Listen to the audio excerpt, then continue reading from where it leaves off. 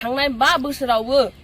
जों बायदि लाइमोनफोरखौ थगायदों 1 भट 1 जब होनानै बोरैथो जोंना लाइमोनफ्रा बहा जब मोनखो बड'फानि मुं लायै लायै नंखाय फोसावदिंनानै दिनै बिसोर खुंदोंमोन नाथाय रायजोफोरखौ गासिबो थगायनाय आरो 125 बिलखौ फरायनानै नाय 125 बिला जाबाय बैफोर ट्राइबेल शेड्युलनि थाखायसो जेनेबा रांखावरि बिथिङाव बांहोनो थाखायसो बे बिलखौ होनाय जादों। खुलुमबाय बयनिसिमबो मोखां बिजाब नायगिरि नोंथांमोननिसिम फैगौ रंजालि बैसागुनिसिम बयनिसिमबो गाहाम हामलायनायखौ जासिहरनाय थाबाय। जोंना दिनै जों बिपिएफ दल हिसाबै जों लाइमोनफोरा जों दाब दाब जायगायाव गिदिंनानै जों बेखौनो नुदोंदि रायजोफ्रा जोंखौ लोब लोब गोबां सापर्ट होदों आरो मानो सापर्ट होआ जानो रायजोफ्रा सापर्ट होखागोन मानोना जोङो 5 बोसोराव जे इउपिपिएल सरकारा मावनो हायै खामानिखौ जों 5 मासाव मावनानै दिन्थिनो हादों। मोनबा रादाय होदोंमोन जोङो बै समाव बे मोनबा रादायखौ मावफुंनानै होनो हादों जेरै हा फाट्टा राननाय लाइमोन बेखार लाइमोनफोरनो 100 कोटी रां होनाय आरो आइजोफोरनो 400 कोटी रां होनाय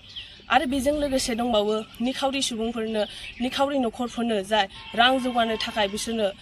नखर जौगानो थाखाय अनसुंथाइ होनाय। दा जोंहा 100 कोटी रां बेखार लाइमोनफोरखौ होनाया बेनो जाहैबाय जोंहा जाहाथे बेखार लाइमोनफ्रा बिटिसि ओनसोलाव जोबस्राङो आरो बयबो गाव गावनि थांना थानायनि लामाखौ एसेबाबो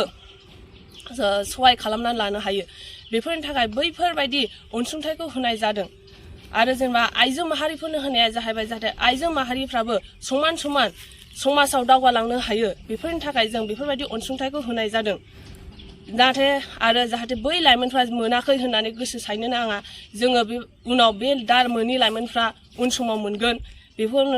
नोंथांमोना मोनाखै मायाखै होननानै दावराव दावसि जानो नाङा बैफोर लाइमोनफ्रा गोसो हमथानानै था जों मावलांबाय थागोन मोननांगौ खिनिखौ। दा उननुरि बारै बेनो जाहैदों जोंना क्राइटेरिया मोनसे हाबदों जे मोनसे रेशन कार्डआव मोनसेल' मोनो बे समाव जेनेबा 3.0 आव जोंना बे क्राइटेरिया हाबनायनि थाखाय जोंना गोबां आइजोफोरा मोननो हायाखै आरो बेजों लोगोसे सोरनाबा एकाउन्टआ 0 बेलेन्सजों खुलिनाय दं बेफोरनि थाखाय सोरनाबा हाबाखै उसुबिदा जानानै दङ। जिखुनु आरो उननुरिनि क्राइटेरिया जाबाय जेनेबा डाइभर्स जानाय बैसोगोरा आइजो बैफोर आइजोफ्रासो बेफोरबायदि अनसुंथाइखौ मोननो हागोन। स' माखासेबा मोनाखै मायाखै होननानै गाब्रायनो नाङा दा फैबाय थानाय फैगौ जे नेक्स्ट जागोन अरुनदय होगोन बेनो जादों जेनेबा मोनसे रेशन कार्डजों 2 मानसिया मोननो हागोन आरो बे खोथाया जाबाय साल खुन्थायाव रोदा नागिरनाय बायदिसो मानो होनोबा बे 125 एमेन्डमेन्ट बिला जोंनिया थांनाय 6 एप्रिल 2019 आव रायजो सभायाव होनाय जादोंमोन पास खालामनाय जादोंमोन नाथाय बेखौ जोङो दासिमबो बे बिला रायजो सभायाव दङ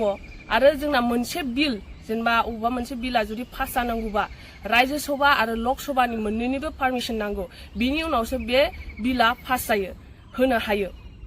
थ' बेफोरबायदि बे एजेन्डाखौ लानानै रायजोनि सिगाङाव केलेंकारि जेनेबा बेफोरबायदि बुंफोरथि होनो नाङा। थांनाय 5 बोसोरावबो इलेक्सनाव बिसोर बड'फानि मुं लायै लायै नंखाय फोसावदिंनानै दिनै बिसोर खुंदोंमोन नाथाय रायजोफोरखौ गासिबो थगायनाय आरो बे 125 बिलखौ जेरै बिसोर पास खालामो होननानै बुंदोंमोन कि जेनेबा गभर्नमेन्ट दागोन इन्टारिम गभर्नमेन्ट दागोन नाथाय बे बिलाव बेबायदि लिरनाय गैया कि गभर्नमेन्ट दागोन इन्टारिम गभर्नमेन्ट माने थाखानाय दोलोखौ सिफायनानै थाखानाय सरकारखौ सिफायनानै बिसोरो गभर्नमेन्ट दागोन होननानै बांसावलागासिनो नाथाय बेबायदि नङा रायजोफोरा बेखौ गोसो होनानै नाय आरो 125 बिलखौ फरायनानै नाय 125 बिला जाबाय बैफोर ट्राइबेल शेड्युलनि थाखायसो जेनेबा रांखावरि बिथिङाव बांहोनो थाखायसो बे बिलखौ होनाय जादों। थ' बेफोरबायदि नंखाय फोसावदिंनायखौ दोनथ'नायानो गाहाम रायजोफोरखौ एथबां थगायनो नांला। थांनाय 5 बोसोरावबो बिथांमोनहा बड'फानि मुं लायै लायै रायजोफोरखौ थगायबोदों आरो दाबो इन्टारिम गभर्नमेन्ट दानानै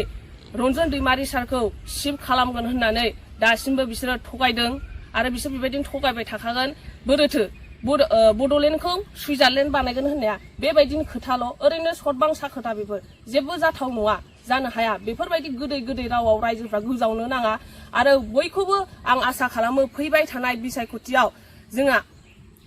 बिपिएफ दोलोखौनो 15था सिटआव देरहागोन होननानै आं आसा खालामो। बिथांमोना थांनाय 5 बोसोरावबो जों बायदि लाइमोनफोरखौ थगायदों 1 भट 1 जब होनानै बोरैथो जोंना लाइमोनफ्रा बहा जब मोनखो 1 भट 1 जब होनानै बेफोरबायदि नंखाय जाथावि खोथाफोरखौ बुंनानै ओरैनो जों बायदि लाइमोनफोरखौ गोजाव गोफाव खालामदों